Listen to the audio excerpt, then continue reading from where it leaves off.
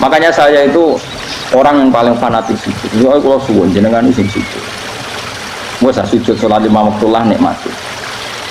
Karena sekali kamu terbiasa mensifati dunia ini penting, nanti kamu akan lupa mensifati akhirat itu penting. Dan itu awal kamu tergelincir dari ansawa isabil, dari jalan yang benar.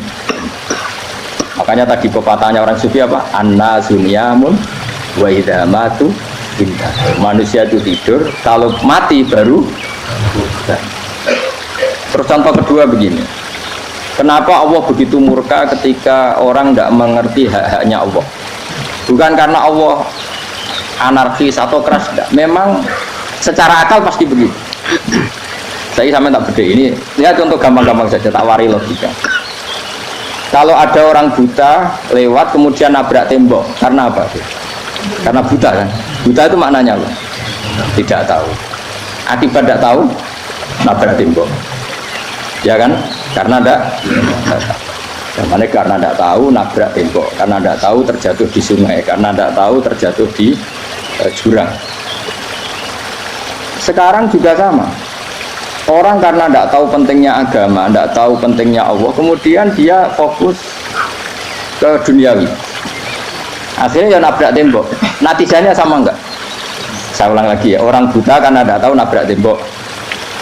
Orang fokus untuk perempuan cantik atau melihat apa, kemudian dia tidak tahu depannya juga nabrak. Untuk menjadi nabrak itu syaratnya tidak tahu apa tahu. Bisa dua-duanya. Tidak tahu ya sebabnya nabrak, fokus ke yang lain ya bisa. Ya, maka tidak tahu ya sebab nabrak, fokus ke yang lain juga sebab. Nah mata kita, hati kita ini sudah dipenuhi hal-hal yang tidak penting, sehingga kita lupa dari hal yang penting. Kayak tadi kita mau minum kopi saja, fokus sampai meninggalkan anak main sampai jauh.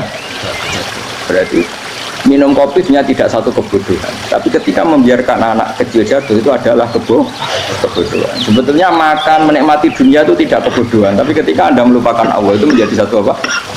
Kebodohan. Ini disebut kamu jangan terlena oleh kehidupan apa? Dunia. Nah kenapa terlena? Itu kakian delok. Mulane Nabi itu ora tau delok dunia. Nabi saya ini tak latih gitu di wali, tapi mukadimah. Kulon itu belum pernah delok. Saya pernah punya kakak wakil bupati, punya teman teman gubernur banyak tuh. Kalau delok susu rawani, mereka khawatir seneng. Nabi itu pernah, Nabi itu yang manusia pernah lewat gitu. Kemudian tonggo-tonggone Nabi kebetulan pas pulang bawa unta-unta banyak. Itu Nabi melihat mungkin 0, sekian detik. Itu dilori pengiran la tamudanna ainaika ila ma matta'ana bihi azwajan minhum zahratal hayatid.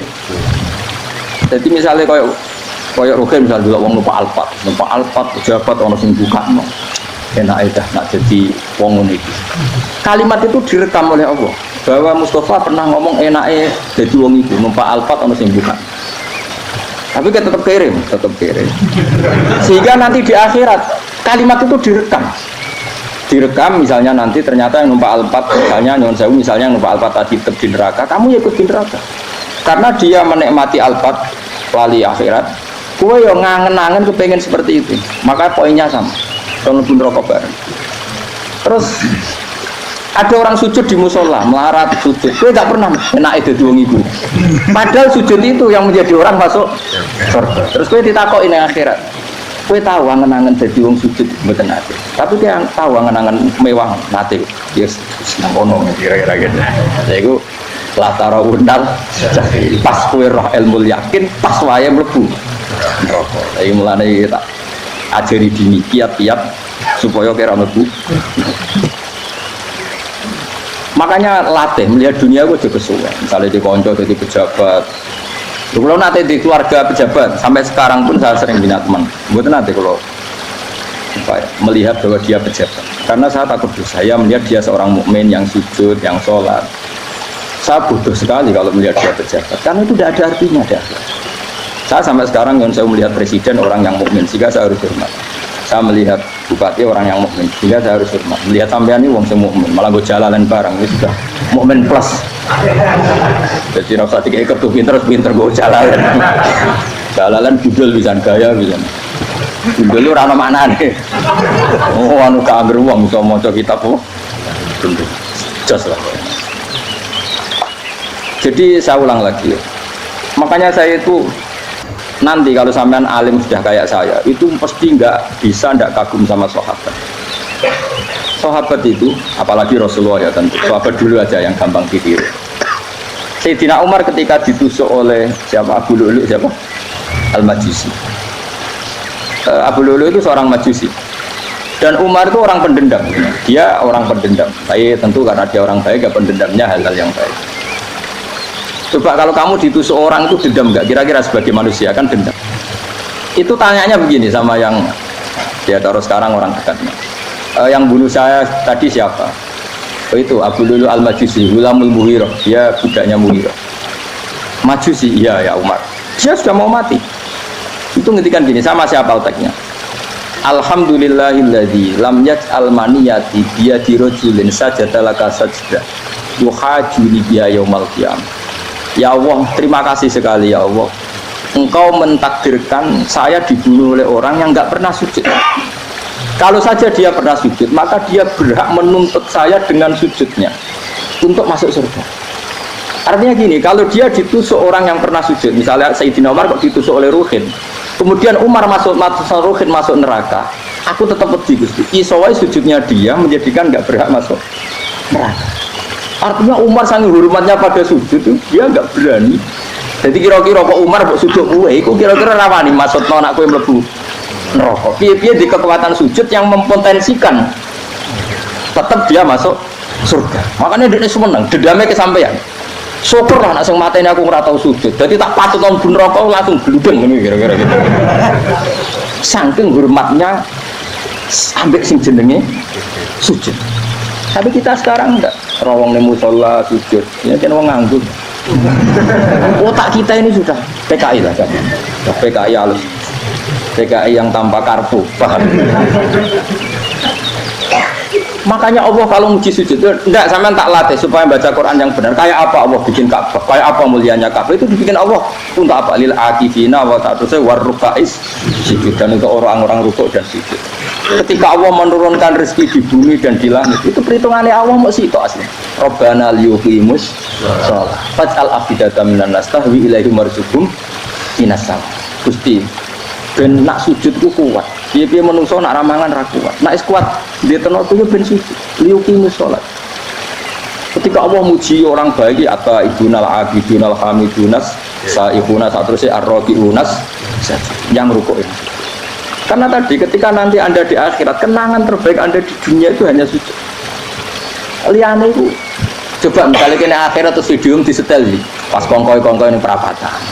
Bariku nglamonem disetel. Jadi pegawai negeri, ngayal gajinya sakmene, engko sakmene gue ayo, wan terberekam kabeh. Oh ora sini wong. Terus tokoh idola sing duwe wadah sing numpakane Alfa di sekretaris saya. Iku mbok neng utakem itu berpuluh-puluh tahun. Dan itu jumlahnya poinnya misalnya 100.000. Bareng idola anu Kanjeng Nabi mau 10%, cuma gayanya mau sholawat, tapi sebetulnya gak tahu bayang no ini miskinan Mbak Amit nih miskinan. Gayanya mau sholawat tapi pakai orang tahu pengen melarat koyo. Itu direkam.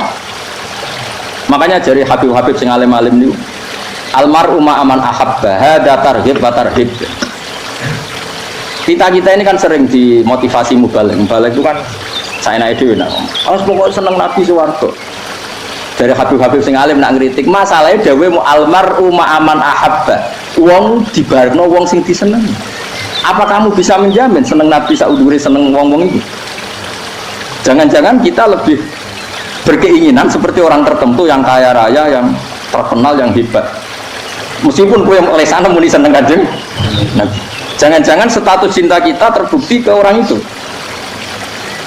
Iya toh, misalnya gambarnya bu pasang neng kamar, wah, bu partai, bu uang, bu kuasa. Terus kue nyumbang masjid ngon saya bu mau saya ketahui, tapi bareng nyumbang untuk kemenangan orang itu 10 juta. Nyebut uang itu satu hari 100 kali, nyebut Nabi bedak sholat. Warung dihitung, dipoling oleh malaikat. Disurvei buat dipoling orang pokoknya. Dengan cara begini status senangnya orang ini ke siapa? Ya, ono pengajian sholawatan nyumbang 50.000 nanggup pemenangan.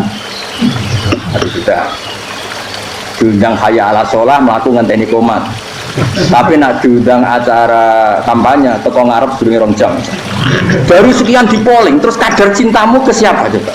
Dari sekian indikator misal cara polling. Jangan-jangan diputuskan lebih seneng ke itu. Ya sudah almarhum aman. Apa? Makanya kata orang-orang alim almarhum apa? Orang itu terserah disenangi. Masalahnya kita tidak ada jaminan lebih seneng Nabi. Ya ada jaminan. Ya saya aman misalnya. Hitung dewi-dewi. Rasa menang terus kok ditusuk. Wis kadung dosa iku wis kadung. Makanya Sufyan Ats-Tsauri itu jadi wali ku bangsa murgo ibadah akeh mboten. Sufyan Ats-Tsauri gurunya Imam Syafi'i jadi wali itu sederhana. Sama tak ceritanya orang-orang jadi wali dengan cara yang sederhana. Tapi kan niru copy paste ya, artinya orang apa ya KW lah. Kalau niru gak apa-apa tapi KW kebaikan. Sufyan Ats-Tsauri itu ditanya, "Kenapa kamu sedekat itu sama Allah dan Anda keramat?" Jadi resepnya mengenai itu. Saya itu belum pernah ke masjid nunggu adzan. Paling gak setengah jam, 1 jam sebelum adzan itu saya sudah ada ke masjid. Ditanya, kenapa begitu? Ketoknya kok kawula sing elek, moroe ngenteni diceluk. Terus ngerti nak wayahe yak ngono kok Allah nyeluk. Misalnya saya punya candalem atau saya punya karyawan, tiap jam 8 itu buka toko. Nah, bayangno itu juga. Saya punya karyawan tiap jam 8 tugasnya buka. Selalu buka tokonya ngenteni tak panggil. Rohen, toko buka, siap. Tapi besok yang ngono lagi, jam 8 buka, siap. Tiap hari gitu, kira-kira kendaraan karyawan itu goblok apa sopan? Kira-kira nggak jawab deh. Goblok kritik jauh. Nah, Sufyan Ats-Tsauri tidak mau gitu. Wong ngerti nak Allah yang mono wayahe manggil. Jadi ya antar jam 8 wis ning kono. Dadi nak Allah hayya ala sholam pun Gusti. Hayya ala sholam pun penting mriki. Iku sudah diwali. Oh, itu saya buat tiru tapi kawin, enggak masalah. Tapi ini kan resep, no. Memang kalau gak kira-kira ono karyawan tiap jam 8 pun buka toko. Selalu marane ngenteni di panggil. Jadi wali dulu tuh punya cara muamalah sama Allah itu luar biasa. Ya ora usah mbok tiru terus kemen dadi wali wis ra iso kadung salah. Biasa wae. Aku lah nganti saiki ya biasa wae. Aku mau masjid ngenteni mekumat ya biasa wae. Tapi aku kan iso dadi wali lewat jalur liya lah aku ya. Jalurku kan akeh. Mulang ya mari wali, sabar ning coba ya mari wali. Jane ana jalur fakir ya mari wali kan. Tapi kan loro, fakir loro. Jadi Imam Adil ya wali, di bojo judes yo wali masyhur. Ana wali ku baru kae di bojo. Ini ya jalur dadi wali. Lebih ngeri lagi. Ngeri tenang nanti di akhirat dijak wedi. Jadi anak jote wae gak. Para suami takut istri silakan baris sing wis baris sing wedok. Pak rene lho tetep mororo. Wong di bojo kegawangan ini akhirat bahaya, you know. Yes. Bahaya mau di bojo nganti kegawan apa? Masyhur jadi cerita-cerita wali. Ya saya ulang lagi ya. Latih, meskipun dari kecil latih. Makanya kamu tahu kenapa Quran itu kalau ngendikan sujud kayak gitu spesial. Balillah fa'bud wa kum minas syakirin. Jadi meskipun kita di dunia umumnya orang saya makan, saya minum. Saya juga punya istri, punya keluarga, punya apa. Tapi saya belum pernah melihat anak saya itu sebagai anak saya. Saya kalau melihat anak saya ini teman sujud saya, nanti yang meneruskan sujud saya. Saya tenan kulon bolak-balik ditanya istri saya dan agak-agak marah. Terus kenapa kamu hormat sama anak sampai gitu? Kalau nanti manja gimana? Kalau terlalu manja, saya bilang itu udah anak saya. Itu nanti yang meneruskan sujud saya, meneruskan rukuk saya. Saya nanti pasti mati dan saya butuh di bumi selalu ada yang sujud sama Allah. Dan itu yang paling dalam otoritas saya itu anak saya. Orang lain itu enggak dalam otoritas saya. Jika kita melihat anak itu ini penerus sujud saya, penerus rukuk saya. Kita enggak sudah duniawi sekali. Rumah anak-anak tua benci rumah kapitalistik PKI lah pikiran yang ngono Cina yang ngono mau fasek-fasek neng dalan yang ngono kowe nggo jalalan ngalor itu pakai kayak gini. Jadi dulu itu kalau para nabi donga fahab li milladun kawaliya yarithuni wa yarithu min ali ya seorang turunan yang meneruskan tradisi sujud tradisi. Sehingga ulama-ulama dulu kalau dongakno anake ya min ahli sujud wa min ahli Quran wa min ahli sunnah apa. Enggak apa-apa, gue seneng dunia gak apa-apa. Ora usah tak warai gue seneng dhisik. Paham? Dadi ora usah. Ora usah cara Gus Bak ra apa-apa. Ora usah tarani ra apa-apa, mbok lakoni. Makanya pulau suwun sangat. Sujud itu luar biasa. Nanti kamu di akhirat, kenangan terbaik Anda di dunia adalah pernah apa? Bayangkan kalau itu jadi orientasi Anda. Anda berpolitik, cek melok partai Gerindra, cek Golkar, cek PDI supaya jadi penyuara sujud tidak dilarang di Indonesia karena umat Islam mayoritas. Sampai mayoritasnya sampai pejabat rasolat rawani. Kalau pejabat rasolat bakal dipilih. Itu berarti kamu berpolitik niat bikin satu pressure supaya standar orang benar adalah sing nopo sujud itu ya benar. Kok yang kaya kerja biar bisa beli tanah untuk masjid, yang orang miskin ikut menopang supaya masjid itu berdiri, semuanya orientasinya menuju apa? Sujud. Jadi tidak sujud itu harus sesuai jadi wong khusyuk sing goblok terus sujud terus. Tahu-tahu negara dikuasai komunis misalnya, terus akhirnya sujud gila. Termasuk menciptakan satu suasana Islami di negara ini juga berarti menciptakan keberlangsungan sujud, karena dengan suasana Islami berarti sujud tidak dilarang bahkan dianjurkan dan sebagainya. Ini penting saya katakan karena kalau tidak diingatkan ruwet. Nabi itu pernah punya anak dalam itu setelah mau boyong para santri itu ditanya, kamu minta apa sama saya? Ya Rasulullah, kasih waktu 1-2 hari mau saya pikir ya. Karena yang menanyakan orang yang sayyidul awalin wal akhirin, setelah sekian 2 hari minta apa kamu? Jaluannya gak tanggung-tanggung. As'aluka murafaqataka fil jannah. Saya minta jadi temanmu di surga. Ora kaget tuh. Kok kalian diwarai wong? Mboten nanti sing mati. Kok nek diwarai wong ndak ada ya. Terus, kenapa kamu minta itu? Kata tadi, kalau saya minta dunia itu nanti zailah. Dunia itu pasti hilang, faniyah pasti hilang. Maka yang abadi adalah saya jadi temanmu di surga. Tapi apa kata Rasulullah Jabir? Fa'inni ala nafsika bikasrotis sujud. Ya sudah, kamu bantu saya, kamu memperbanyak. Kayak apa? Nabi pun mintanya fa'inni ala nafsika bikasrotis. Saya bantu untuk menolong diri kamu memperbanyak apa? Makanya di pertama surat turun itu ada wasjud, kamu bersujud dan kemudian mendekatlah kepada Allah. Tapi sekarang enggak, karena kita kena hijab duniawi. Mitra penting, semuanya penting, dan semuanya penting itu makna di hati kamu adalah khadzun. Bahkan nih jolak no kiai perkara khadzun nafsu, enak jadi kayak gede. Wah, ditolak al-badru, wale napu pidato MC ini muni Saiful Fadilah wal Karomah, bos tahun ini MC. Baru disangoni dihormat, tekan muji ulama, dari segi dunia. Ya, baru bisa wayang akeh macam-macam. Tetap naik saya, tekan muji ulama, dari segi. Makanya saya ini termasuk ulama, kalau kan saya ngebis biasa. Kalau jarang kerja di panggungnya, seneng dulu. Supaya semua ulama udah dipandang secara apa? Dunia. Saya sampai sekarang di sana kalau biasa. Teng pasar gitu biasa. Kalau marung teng pasar mangan gitu biasa. Nak seneng kalau ben atas nama wong alim karena apa? Kalau kita terlalu menikmati dunia, lama-lama orang seneng ulama juga dari sisi dunia. Keren, jadi kiai toko disualami dicucupi, munggah. Ya gak apa-apa itu gak dosa, tapi takut saya elek-elek ini menjualnya perkara dunia, show-nya itu loh. Jadi ini tak pikir teko ngaji bar wis warmu paham warmu ora karep. Mulan ngarep ngaji karmu.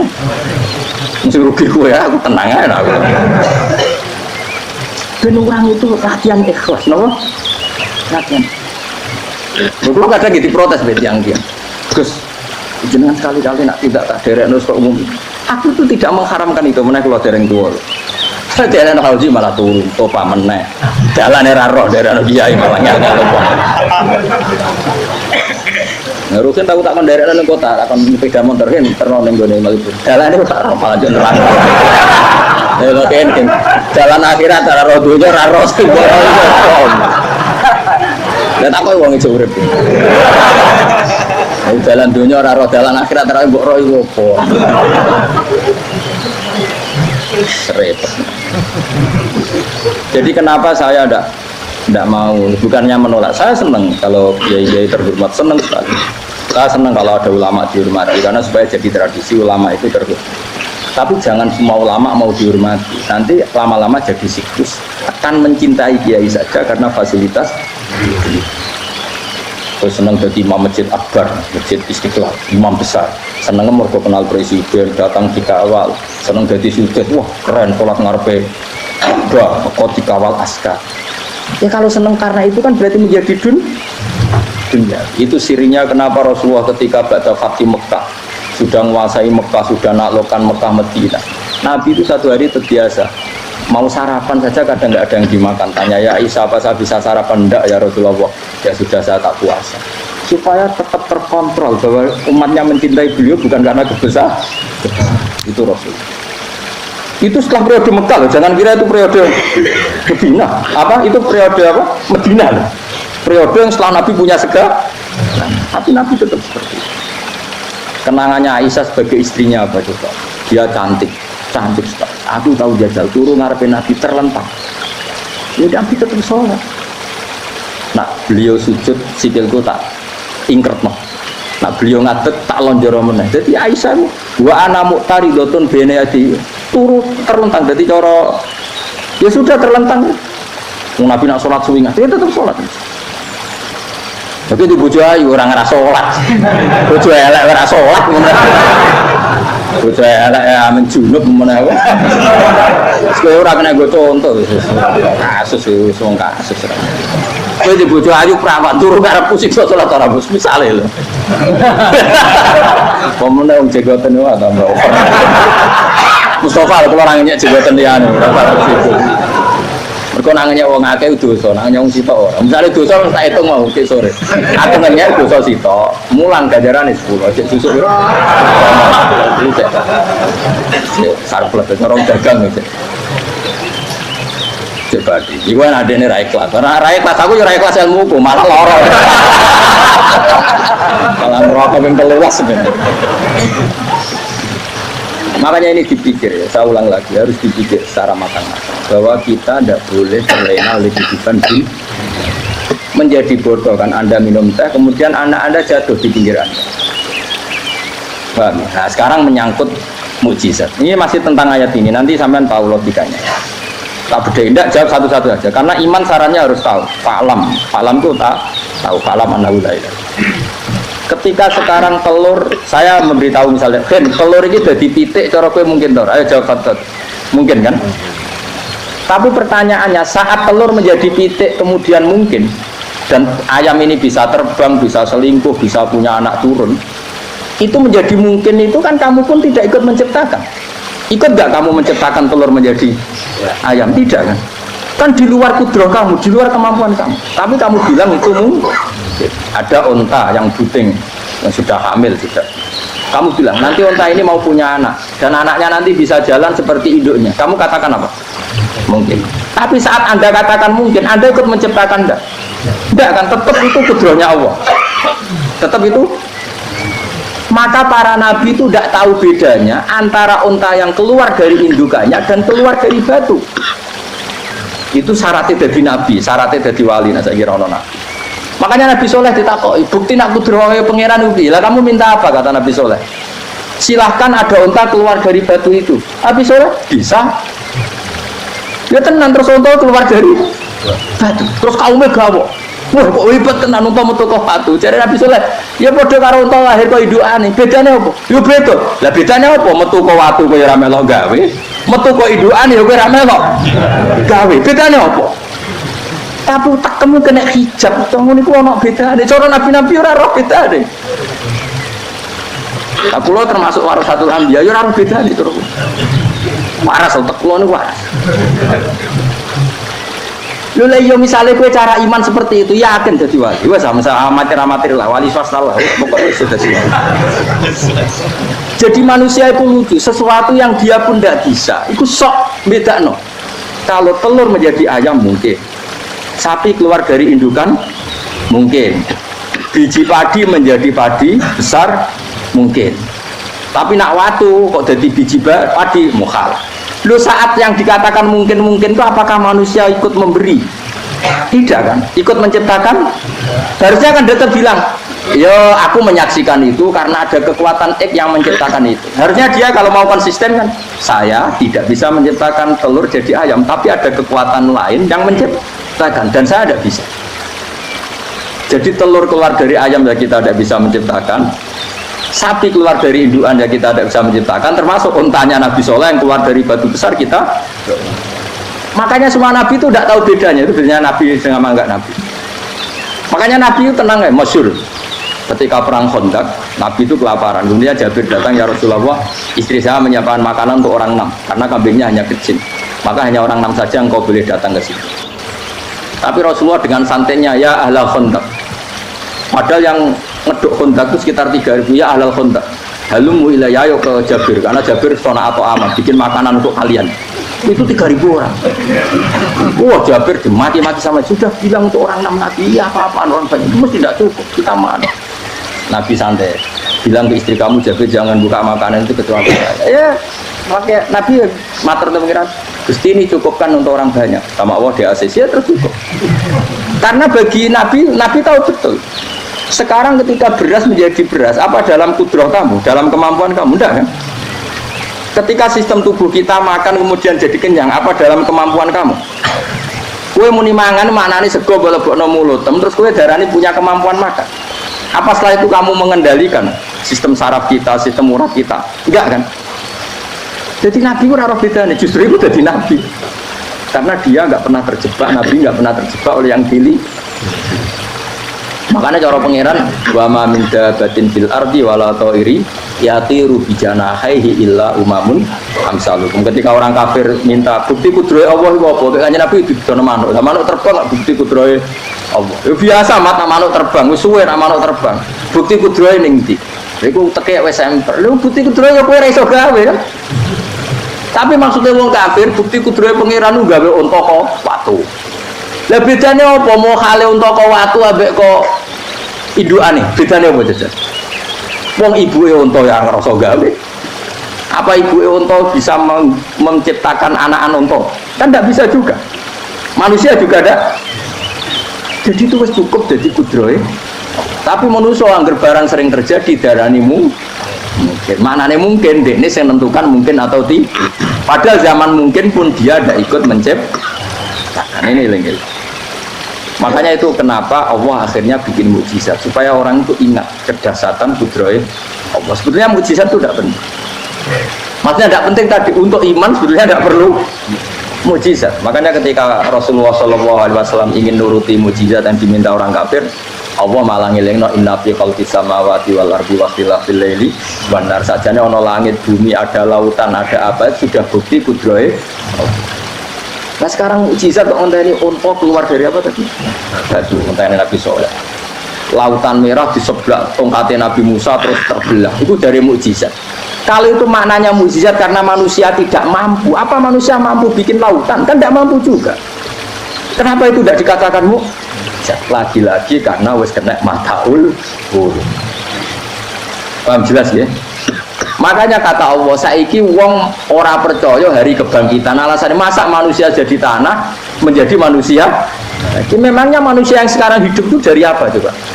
Sengke nado melok pilek, pilpres, melok dukung mendukung itu memangnya dari apa coba? Dari tanah kan? Mestinya hari kebangkitan sejati ya sekarang ini orang-orang dari tanah sekarang berkeliaran ini sugo dalalan mu'alam idul maknani itu ya kok lemah. Kemudian setelah jadi tanah mati orang engkar, wah ini nggak mungkin jadi manusia lagi. Padahal zaman sekarang jadi manusia itu karena kudrahnya manusia apa karena Allah? Karena Allah. Dan manusia sekarang dari tanah apa enggak? Dari tanah. Harusnya ya berpikir seperti itu. Kalau kudrahnya Allah bisa menjadikan manusia sebanyak ini dari tanah, tentu Allah tetap mampu nanti setelah jadi tanah menjadi manusia. Jadi malah kula nu wedi urip nggih wedi tenan. Karena tadi dari hidup menjadi tidak tahu. Annasun wa idza matu tidak tahu. Kita semua hanya tidur setelah mati baru karena baru tersadar. Makanya analogi itu penting, kias itu penting.